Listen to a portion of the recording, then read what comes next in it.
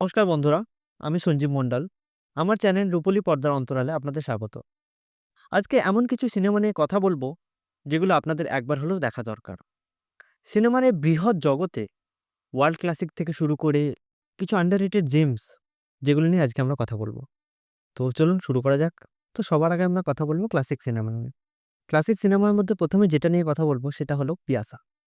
পিয়াসা সিনেমাটি মুক্তি পেয়েছিল ১৯৫৭ সালে, যেটি পরিচালনা করেছেন গুরুদত্ত। গুরুদত্তের এই পিয়াসা সিনেমাটি একবার দেখলেই মনে থেকে যাবে। কারণ একটি সংগ্রামী কবির গল্প, যাকে সমাজ ভুলতে পারে না। এবং এই সিনেমার সিনেমাটোগ্রাফি আর এই সিনেমার গানগুলো উফ! মাস্ট ওয়াচ সিনেমা এটা। পরে এলো ভুবন সোম। ১৯৬৯ সালে ছবিটি মুক্তি পেয়েছিল এবং ছবিটি পরিচালনা করেছিলেন মৃণাল সেন। ভারতের সিনেমায় একটি নতুন যুগের সূচনা এনেছিল এই ছবি।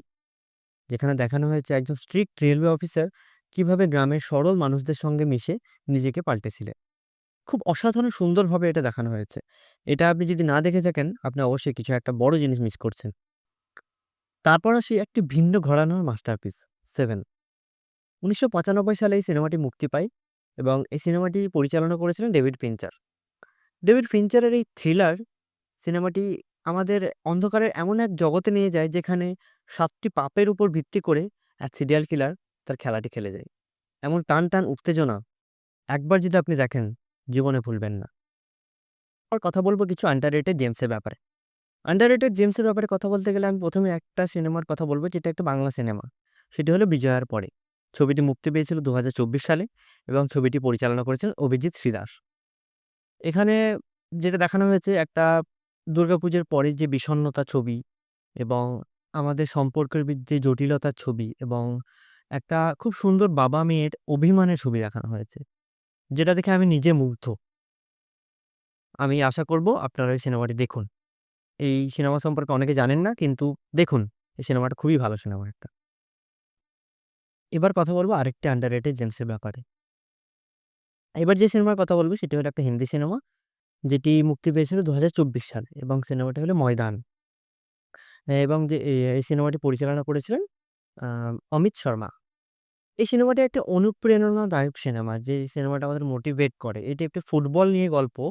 ভারতীয় ফুটবলের স্বর্ণযুগের গল্প। যারা স্পোর্টস ড্রামা পছন্দ করেন, তাদের অবশ্যই মনে ধরবে ছবিটা। এবং এই ছবিটিতে অভিনয় করেছেন অজয় দেবগন।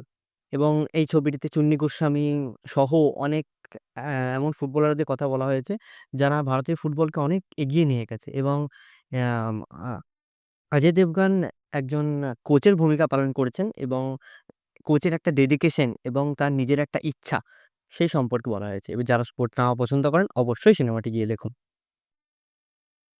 এরপর একটি সিনেমার কথা বলব, যেটা হলো ইউরোপিয়ান সিনেমা।